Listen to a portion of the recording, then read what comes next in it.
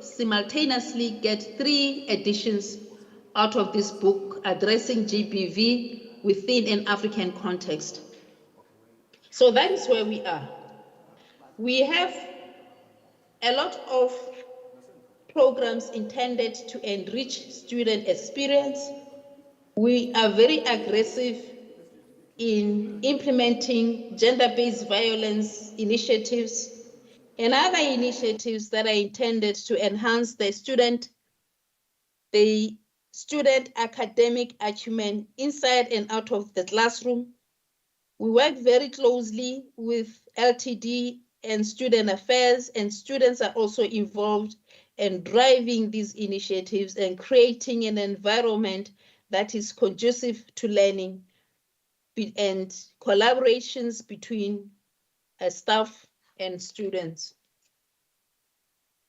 Chair, at this point, which is the last part of my address,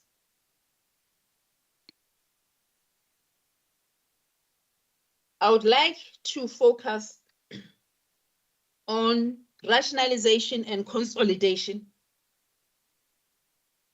I have chosen to address it separately, although it forms an integral part of almost every one of the Vision 2030 goals. The reason for this decision is to engage on the importance of rationalization and consolidation for the future of WSU and its staff and students. Colleagues, the bare reality is that WSU was supposed to rationalize and consolidate during the measure process earlier in the decade, almost 20 years ago. The truth is that we are rationalized and consolidated nominally and in most instances in name only. This has led to many disadvantages for the institution, including a lack of proper academic control and planning, sustainability, duplication of qualifications, disparity in the quality of offerings across campuses, and the fact that we're essentially 4 universities operating under one name but with different identities. We are predominantly an undergraduate institution, although we regard ourselves as a comprehensive institution. We are not really comprehensive because we still have a few programs that are at B degree level and few master's programs and very few doctoral programs. So we still need to work towards our comprehensive character. Over the years, our enrollments have increased. In 2008, for an example, we had 22,677 enrollments. And in 2020, we dropped significantly, and we believe it was due to COVID. But currently, we're approximately at 33,000, and we are pleased with that. Again, if you look at how we're constituted, over 84% of our undergraduate enrollments are for programs in the 3- and 4-year diploma and degree category. 48% of our postgraduate enrollments are for masters only, and 1.8, which is 1.8 of total enrollments.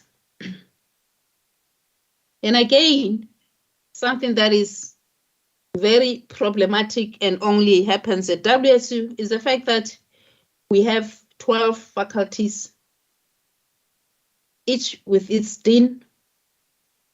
And some of these faculties, as we know now, are duplicated across the different campuses.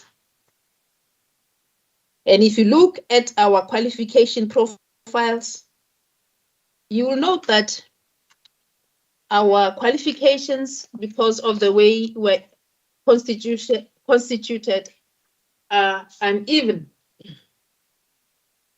Now, This is just a brief in terms of our current situation. And I will make this paper available to convocants because I have elaborated on some of these points, but I can't do so today. Therefore, I'm just focusing on the highlights. My view is that we need to think of what is it that we need to do for us to survive, and what our building blocks should be to enable us to do so. We have Vision 2030 accompanied by a strategic plan, and that Vision 2030 is forward-looking and really articulates our current situation and compels us to move forward. We know that our core business is teaching and learning, and we know that we have an obligation as academics, as staff members, to contribute to knowledge production nationally and internationally. We also have an obligation to ensure that we produce students who are not only ready to be employed, but also can be self-employed and who are confident. But we also know that we need to operate from a sound and coherent, sustainable platform. To achieve the goals of Vision 2030, there are certain fundamentals which we must put in place and which we must nurture for us to survive. And I always say, and now I hear my colleagues that saying this as well, that our core business of teaching and learning, research and innovation and community engagement is integrated. And therefore, we need to use a holistic approach, aware that if one part of that whole is missing, then it will compromise our trajectory moving forward. Our reputation hinges on a lot of things, Chair and committee members. It hinges on the stories that we tell to the world about our university. It hinges on the quality of the graduates that we produce. It hinges on the research that we produce, whether it's impactful. It hinges on the community engagement that we engage with our communities and ensuring that it finds expression in the research and in the teaching that we do at WSU.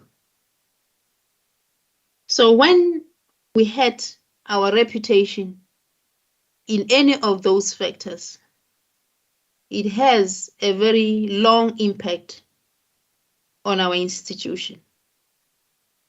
And unfortunately, our institution accommodates students from historically disadvantaged backgrounds. And unfortunately, our institution is still maturing and is unable at this point to attract the funding. And funding in higher education institutions is accelerated by the research that you produce and by the work that you do within your core business.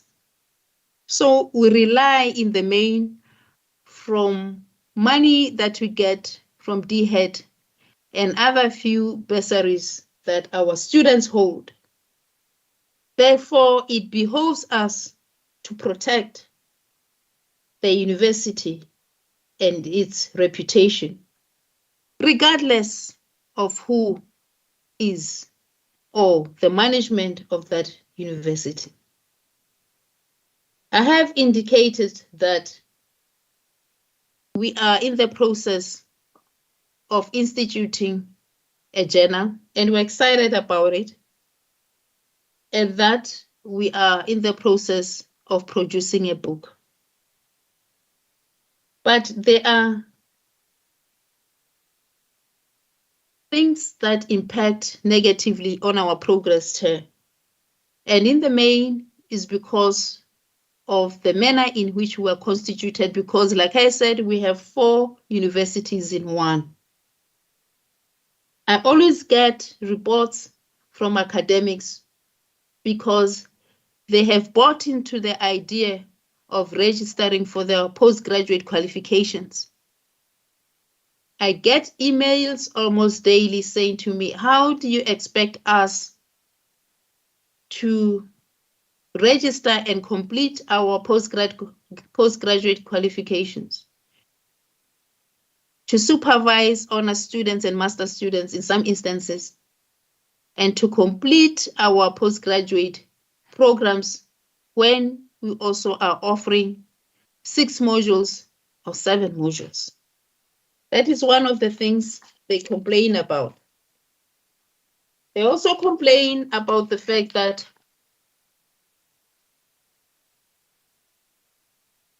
there are no articulation paths in some instances. And therefore, in as much as at times we want to institute these programs at postgraduate level, we do not have at times the staff to offer those programs. You'll find that even though you have duplicated programs across 2 campuses, in one campus, you will not have enough staff who have postgraduate degrees vis-a-vis another campus where you might have many. At the moment, Chair, we're aggressive in terms of infrastructure. We're renovating our infrastructure, we're building, and we are also ensuring that we put Wi-Fi in our spaces. It is a challenge because we rely completely on the grants that we get from government. Then that is our reality. And therefore, it behoves us to ask ourselves, how are we going to get ourselves out of this quagmire?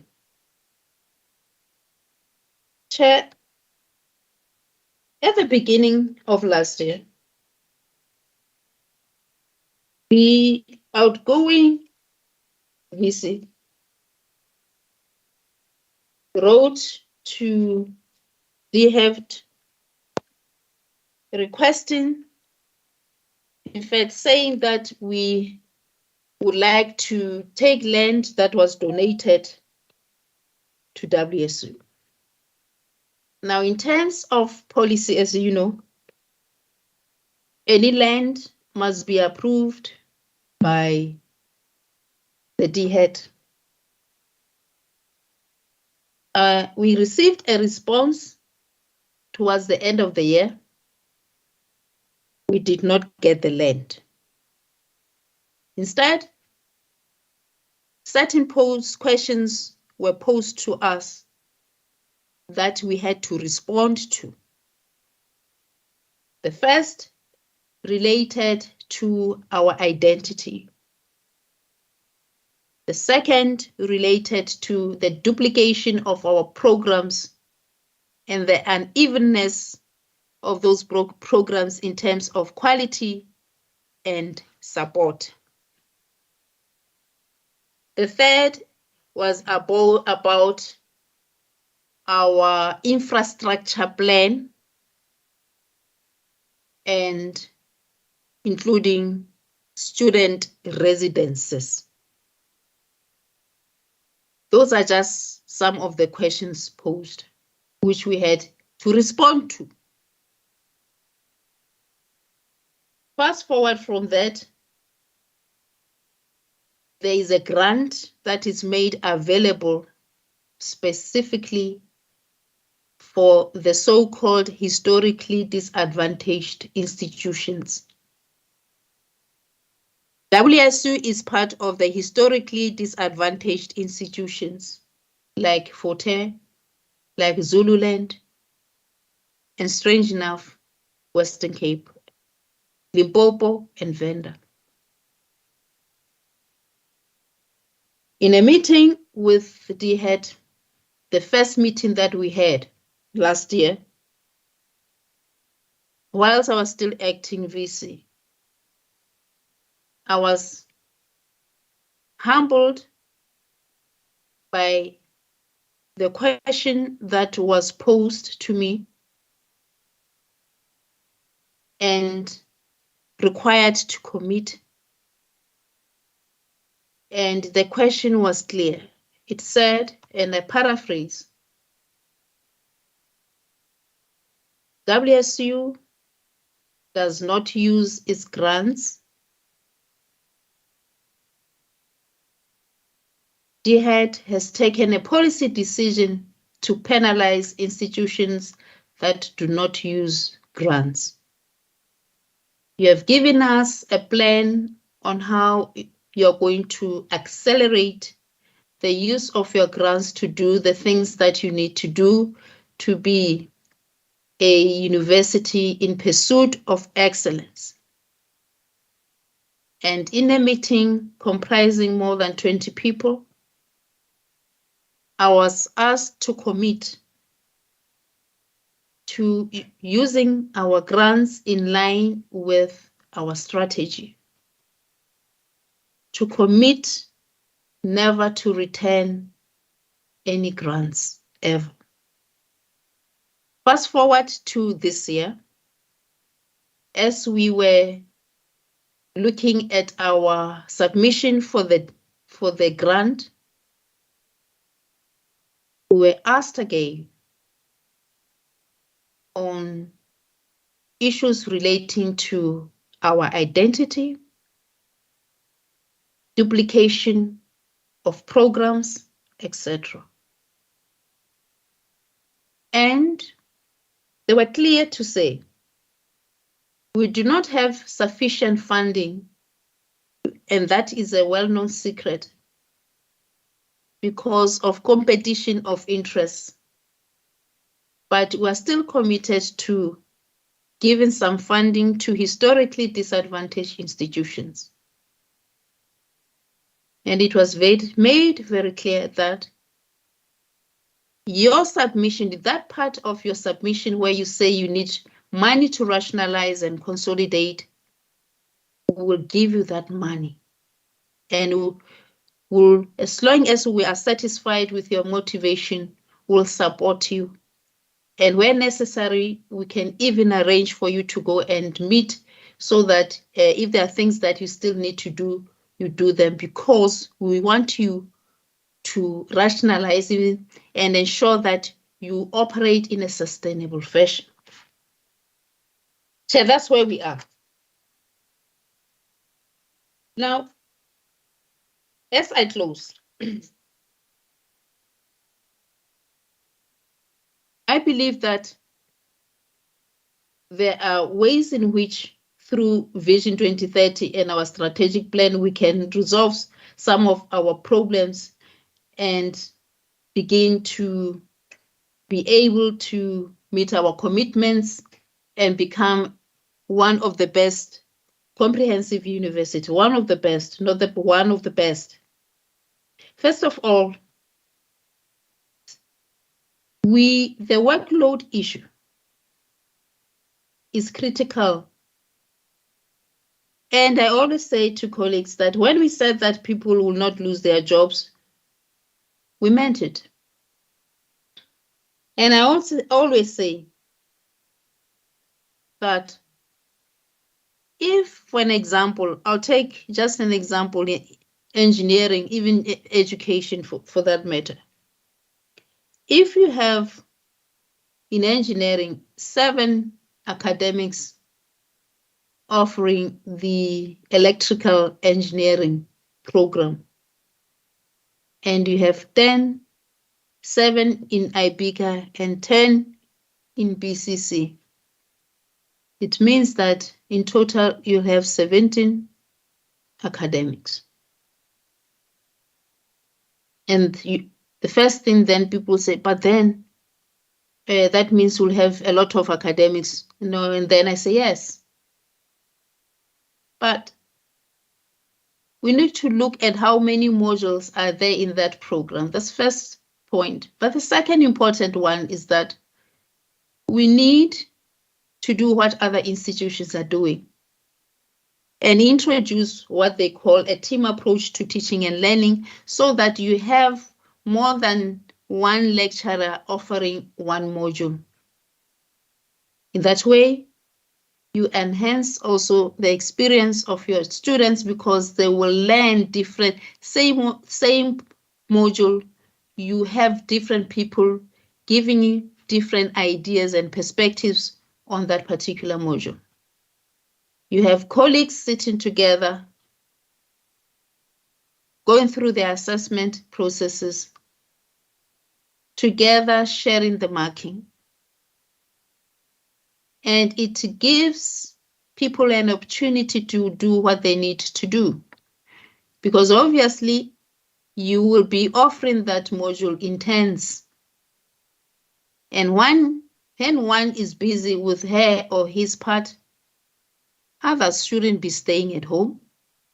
But they should be, if they're at home, working on their postgraduate programs or producing research outputs so that we thrive.